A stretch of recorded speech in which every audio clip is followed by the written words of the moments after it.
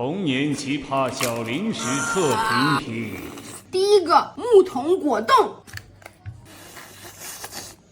哇，粉色的水儿，草莓味儿，里面是这种椰子块儿，像那个水果果冻一样。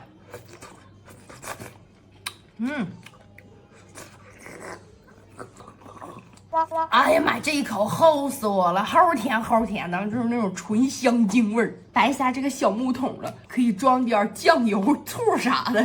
第二个美人鱼辣条，哇，这个辣条真的是高端了，都跟美人鱼挂钩了，这看着像一块洗碗的擦布一样。你看，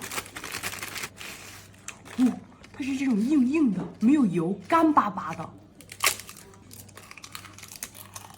有点像糯米纸的感觉，脆脆的，到嘴里就化了啊！